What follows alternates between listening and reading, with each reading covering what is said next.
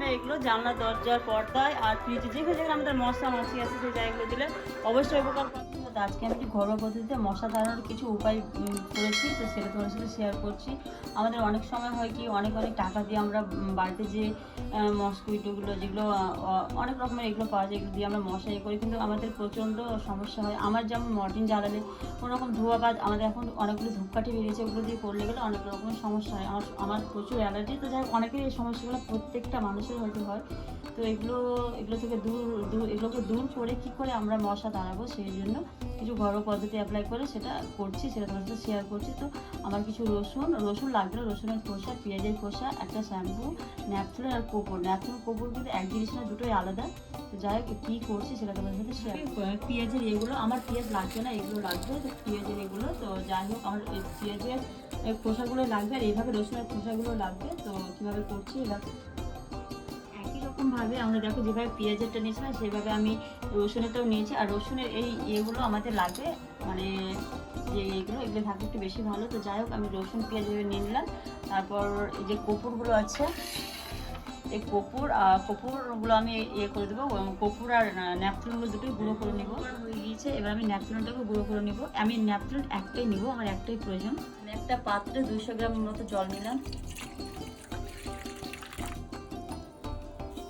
তবে যে পেঁয়াজ রসুনের খোসাগুলো নিয়েছিলাম সেগুলো দিয়ে দিলাম। তারপর রসুন, এগুলোকে আমি গ্যাসের মধ্যে 3 থেকে 4 মিনিট ধরে ফুটিয়ে নেব। গ্যাসে আমি এগুলোকে চাপিয়ে দিলাম, 3 থেকে 4 মিনিট এগুলোকে ফুটিয়ে নেব। পেঁয়াজ রসুনের খোসার জন্য অনেকে মনে হবে খুব বাজে একটা গন্ধ বেরোয়, বাট এমন কিছু জিনিস যেটাতে আমরা দেবো যেটা গন্ধ বেরোবে না। মশা মাছি অনেক কিছু, মানে মশা বলে না, মশা মাছি পিঁপড়ে অনেক সময় এগুলো আসবে না। এটা কী করে ব্যবহার করবো, কীভাবে করছি সেটা অবশ্যই শেয়ার করছি। দেখো কালারটা আস্তে আস্তে চেঞ্জ হতে আরম্ভ করেছে। কিছু না, সামান্য কিছু পেঁয়াজ রসুনের খোসা আর কিছুই না। তো এরপর আমি কি দিচ্ছি, বেশ ফুটে আসছে আর এগুলো দেখো কালারগুলো আসতে অনেকটা চেঞ্জ হয়ে গিয়েছে।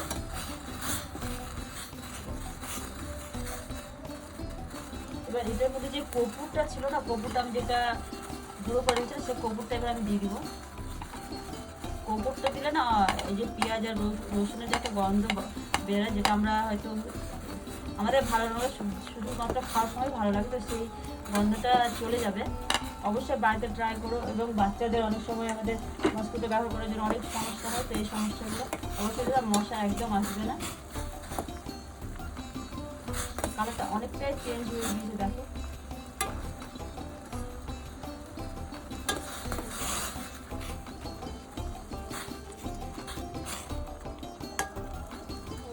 তো আমি এটাকে একদম বন্ধ করে নিব।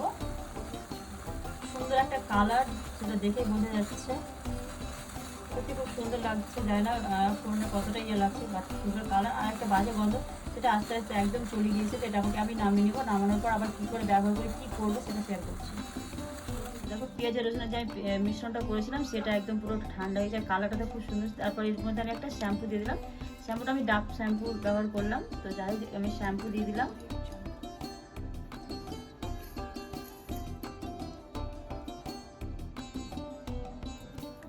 আমি শ্যাম্পুটা দেখো, শ্যাম্পুটা দেওয়ার একটাই কারণ, ভালো একটা গন্ধ বেরাবে আর এটা মশা মাছি এর থেকে দূরেই থাকবে। তো আমার শ্যাম্পুটা দিলাম আর কালারটা দেখো আস্তে আস্তে খুব সুন্দর একটা কালার চলে এসছে। তো এটা আমি আবার কী করে ব্যবহার করব সেটা তোমাদের সাথে, মানে এটা মিশ্রণটা কীভাবে ব্যবহার করলে মশা মাছি আসবে না। আর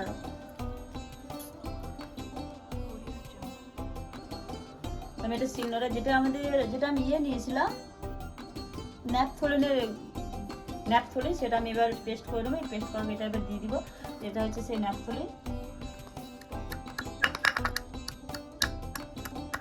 ন্যাপথলিনটাকে আমি এইভাবে যেভাবে আমার শিলনোড়া দিয়ে করা যেত, আমার কাছে এটা ছিল, আমি এটা দিয়ে ন্যাপথলিন পেস্টটা করে নিলাম। আমার ন্যাপথলিনের যেটা করেছিলাম সেটা আমার রেডি। তো এটার সাথে আমি মিক্স করে দিলাম। একদম মশলা হবে না। বাড়িতে অবশ্যই তোমরা সবাই ট্রাই করো। আর এটা আমি এবারে ভালো করে গুলে নেবো। তারপর আমি কি করে এটা ব্যবহার করবো আবার দেখাবো।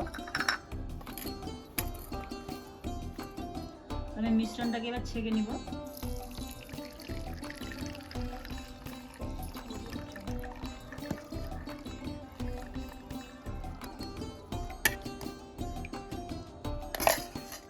এই হচ্ছে সেই মিশ্রণ যেটা আমি তৈরি করলাম। কালারফুল তো হয়েছে, আর কি বলতো একটা ভালো গন্ধ বেরোচ্ছে। পেঁয়াজ রসুন দিয়েছি, সেটা কোনো রকম গন্ধ নেই। লিকুইডটা একদম তৈরি। তো এটা আমরা কি করে ব্যবহার করবো সেটা দেখাচ্ছি। বাড়িতে অনেকের থাকে এরকম একটা স্প্রে বোতল, আর না থাকলে একটা বোতলের মধ্যে ফুটো করে যাই হোক এরকম একটা স্প্রে বোতল লাগবে। তো আমরা এরকম একটা বোতল, এটা আমি কি করে ব্যবহার করবো, কখন ব্যবহার করবো তোমাদের সাথে দেখা রেডি একদম পুরো।